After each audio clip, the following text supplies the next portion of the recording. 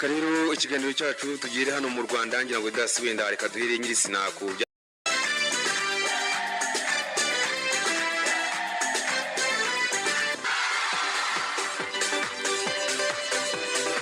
reka rero ikiganiro cyacu tugire hano mu Rwanda ngira ngo dasi wenda reka duhere nyirisina ku byabaye ku cyumweru ngira ngo ku munsi w'ejo twagiye tubigaruka mu buryo burambuye ndabumva neza Sakakirema. Ku munsi w'ejo ikipe ya APR rero yegukanye igikombe cya shampiyona cy'umwaka 2009.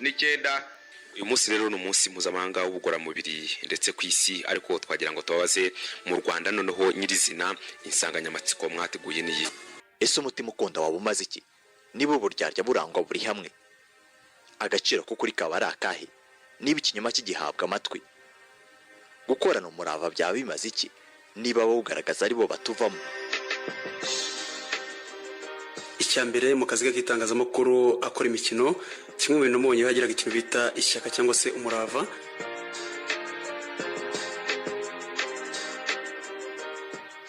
Nk'umukunzi w'imikino, twabyirutse amahitamo atari menshi, cyane cyane ku bijyanye n'aho wakora amakuru yayo. Aha, uretse kwirebera shampiyona z'Abafaransa hamwe no gutegereza saa 12:30 urubuga rw'imikino wo kuri televiziyo y'u Rwanda, icyabaga gisigaye kwari ukubara iminsi y'icyumweru ngo wa gatandatu ugere bite mu mashuri irangire, maze amatwi benshi bayahange radiyo y'igihugu ngo bumve iminota 30 y'amakuru y'imikino. Ndetse aha benshi bariruhukije ubwo nyuma kuwa mbere hazaga amahirwe ya kabiri yo kumva amakuru y'imikino, nubwo byabaga ari iminota 15 gusa. Gusa aha benshi baratunguwe, ibyishimo birabarenga, kubyizera ntibyahita biza, kubyiyumvisha biragorana. Isaha ya buri munsi twiyumvira amakuru y'imikino, ese ninde wari bubishobore? Yari bubishozwe nande byari byarananiranye? Izo mbaraga zari zivuye he?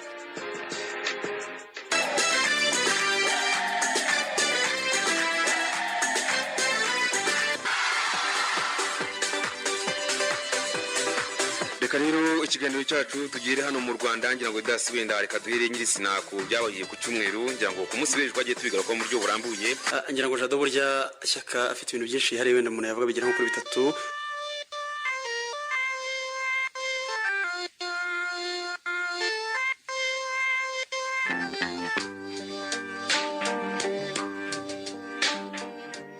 Shyaka Clever wabimburiye abandi banyamakuru y'imikino bigenga, watangije ibiganiro bihoraho bimara umwanya, wagaragazaga umurava koko, witangiraga akazi bigaragara, washimwaga na buri umwe, wakoraga itangazamakuru ry'umwuga ndetse benshi bagafatiraho icyitegererezo. Gusa akaza kutuvamo inzira igikomeje, niwe turi buganireho uyu munsi.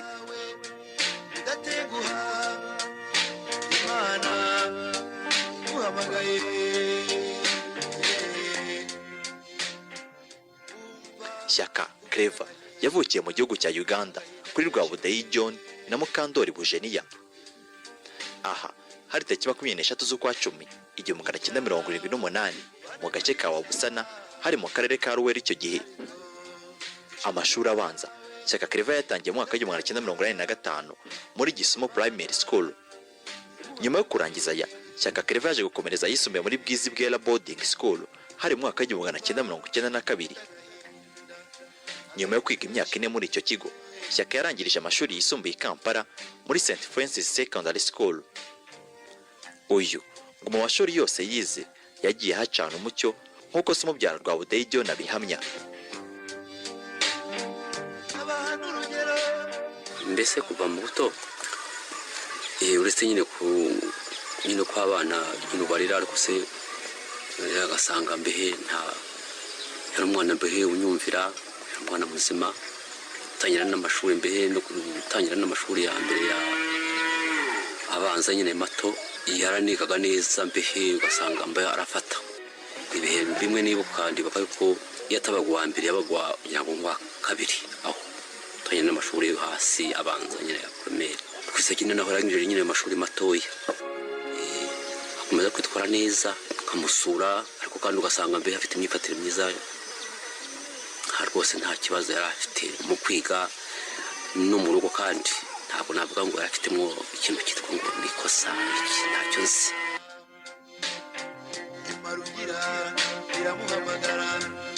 Shyaka nk'abandi banyarwanda bose bari ishyanga ngo yahoraga arota gutaha mu rwamubyaye nk'uko inshuti ze za hafi ndetse n'umuryango we zabitangazaga. kuri we ngo yabonaga hari byinshi yatanga nk'umusanzu ku iterambere ry'igihugu cye. Izi nzozi ze zaje kuba impamo mu mwaka w'1998 ubwo yageraga mu Rwagasabo. Mu kugera mu Rwanda, Shyaka yabanje gukora umwuga w'uburezi muri Nyamata High School ndetse no muri Alliance. Nubwo abanyeshuri be bamukundaga cyane kubera umurava n'ubwitange yagaragazaga, Shyaka yaje n'ubundi kwerekezaho impano ye yari iri. Aha hari muri 2005 ubwo yatangizaga amakuru y'imikino kuri Radio 10 yabaga buri munsi kuva ku isaa 6 kugeza ku isaa 7. Shyaka ngo hari itandukaniro yagaragazaga utapfa kubona n'uwari we wese muri twe dukora nk'ibye. Nifasha Didas ko rubari kuri radio Inkoramutima ari mu bakoranye na nyakwigendera Shyaka Clever. ngira ngo Jado burya Shyaka afite ibintu byinshi hari wenda umuntu yavuga bigira nko kuri bitatu. Icyambere mu kazi k'itangazamakuru akora imikino, kimwe mu bintu mubonye hagiraga ikintu bita ishyaka cyangwa se umurava, kuko ngira ngo niba ubizi Shyaka Clever ni umunyamakuru watangiye ikiganiro cya siporo mu Rwanda ku maradiyo yigenga, cyashoboraga guhita isaha kagihita buri munsi kageza ku cyumweru. Cyangwa icyo gihe hakoraga radiyo Rwanda, radiyo y'igihugu yagakora urubuga rw'imikino ku wa gatandatu ndetse no kuwa mbere ku mugoroba saa 1:30 kugera saa 2, ariko wenda byuka aza yaje akora ikiganiro kikagitangira buri saa 6 kugera saa 7 kuva ku wa mbere kujya ku cyumweru saa 2 kugera saa 3. Byerekana ngo n'umunyamakuru washije gutangira umunyamakuru wigenga akora ikiganiro cya siporo gishobora kumara isaha yose kandi kikava ku wa mbere kikagera ku cyumweru, cyane ko buri Radio 10 nayo radio yigenga icyo gihe yari itangiye yari hari yonyine. Urumva ko byasabaga creativity nyinshi cyane, byasabaga umuhati ndetse no gukora ikiganiro, kandi umva umuntu wakoraga kuri iyo mikoro ari umwe kuva ku mbere kujya ku cyumweru, umunyamakuru umwe rukumbi. Icyo ni ikintu cy'umurava ntashobora kumwibagirirwaho.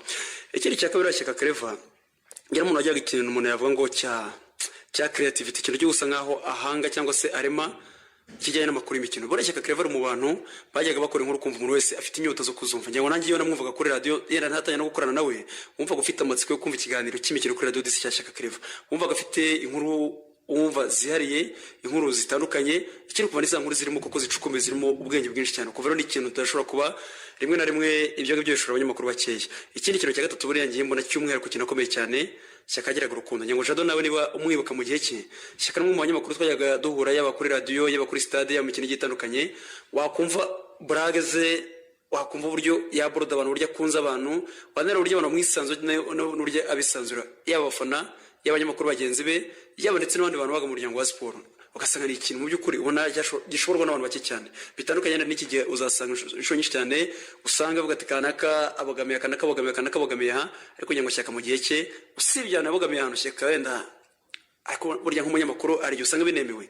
Wenda ikintu twari tumuziho wavuga ngo Shyaka mubonaga ko yibona ahantu usibye gufana ikipe ya Manchester United, ariko ahandi hose kugira ngo Shyaka uzamenye ngo afana ikipe, yanze ikipe cyangwa yenda byagenze gutya na gutya, cyangwa kari gake cyane. Shyaka ari umuntu wonaga ko yagira ikintu cy'urukundo, wonaga gituma abantu bamwiyumvamo nawe akiyumva mu bantu. Ibyo ni ibintu bitatu ngiye kubwanya mbona ntashobora kwagirwa kuri Shyaka.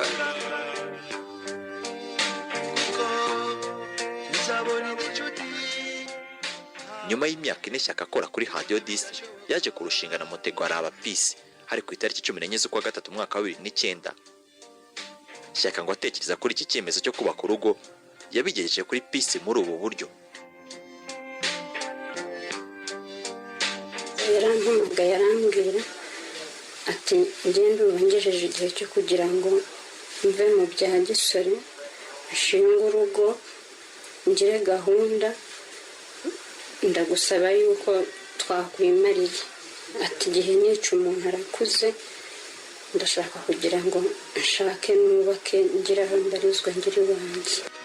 Nyuma y'umwaka umwe n'amezi make arushinze, tariki 12 z'ukwa 10 2010 mu masaha ya mbere ya saa 6 mu gitondo cy'umwijima ku isi ya ruhago nyarwanda, igitondo cy'agahinda ku nshuti n'umuryango, igitondo cy'umubabaro kuri Radio 10, nibwo byatangajwe ko Shyaka Clever tuvuyemo. Inkuru yabaye incamugongo kwa yumvishe ndetse benshi bagatinda kubyemera. Nifasha Didas uwo munsi yagombaga gukorana na Shyaka Clever. Ngira ngo byaramvunye cyane, ndabyibuka nari mbyutse nje gukora mu gitondo, ndabyibuka nari ntuye Kimisagara, ndazana ngiye kujya ku Gishushu, numva umutima wanjye usa nkaho ucitsemo kabiri. Hari mu gitondo ndabyibuka nari nje ku kazi ari mu masaa 1:30, kize ku Gishushu neza muri Feruje, numva umutima wanjye uranze. Nahise mfata moto nsubira mu rugo mpitana n'umwari cyese numva ndwaye, ariko sinari nzi kiri bube, niko ko numva ikintu kiri ariko ntumenye icyo ari cyo, mpita nsubira mu rugo. Shyaka nibwo yakoze inshamake z'amakuru ndanamukurikira kuko twakoraga inshamake z'amakuru nyuma y'amakuru y'ikinyarwanda ya saa 2 ijya gusozwa na 23 tugashyiraho inshamake za siporo. Icyo gihe yarazikoze, ariko bageze nka saa 3 saa 4 nahise mbona SMS ya hano mubatiza amwira ati Shyaka Claver atarangira inshamake ntago ameze neza, tumujyanye kwa Nyirinkwaya.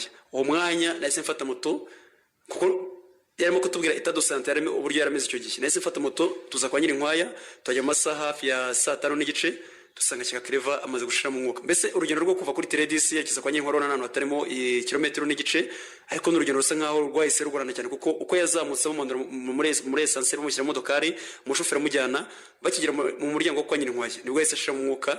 Urumva nge nahageze nsanga Shyaka amaze gushira mu mwuka, nta n'abantu barabitangariza kuko ndabyuka ikipe yamuherekeje hari umushoferi bitaga Medi bakoraga muri Teledisi, ndetse urebye nawe wazamukanye nawe, ariko warahagera ku muntu wese waje tubigenze bite haci iminota igera kuri 45 ku bantu bose bari bahari nta mushaka kubwira ngo Shyaka agize iki kibazo kuko wari wese gusobanura umuntu ngo Shyaka arapfuye, yaba umushoferi amujyaye baganga bari barimo kumwakira muri portail yinjiramo nta muntu wigeze abasha kuba yabisobanura. Natwe tukihagera kugira ngo tubashe kubisobanura cyangwa ubashe kubyumva cyangwa ubashe kubibwira umuntu, urumva ni inkuru wavuga ati ninyibwira n'umuntu ari udashobora kuba yabyakira kuko ni bya bintu byatunganye cyane ubuntu kutasobanura.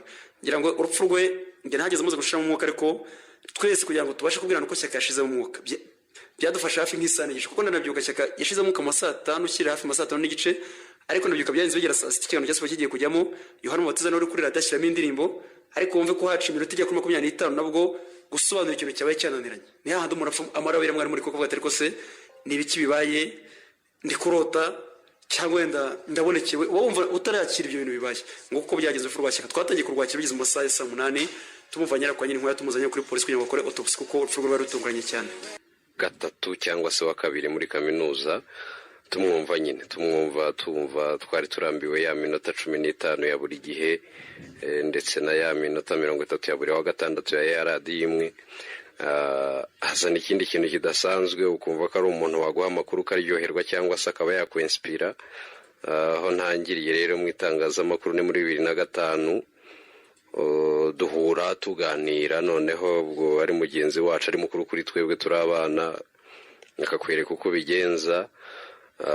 Akaba ari umuntu wakunda kumva abantu cyane, akaba ari umuntu wakunda guseka aho twabaga twahuriye ku buryo n'ubu ngubu hari bimwe twibuka tugaseka adahari kubera we.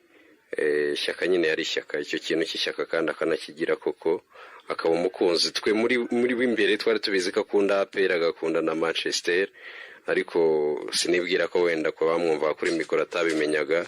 Ibyo rero nabyo bikaba byari ibintu ngira ngo twavuga ko by'umwihariko waba ufana imbere mu mutima wawe ariko hanze ntibigaragare.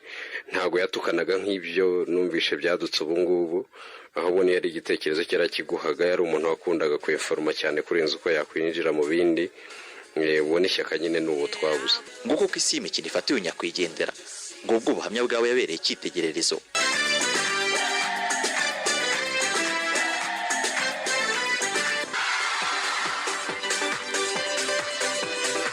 Reka rero ikiganiro cyacu tugire hano mu Rwanda, ngira ngo dasi wenda reka duhere nyirisina ku byabaye ku cyumweru, ngira ngo ku munsi w'ejo twagiye tubigaruka mu buryo burambuye. ndabumva neza Shyaka Claver. Ku munsi w'ejo ikipe ya APR rero yegukanye igikombe cya shampiyona cy'umwaka 2009.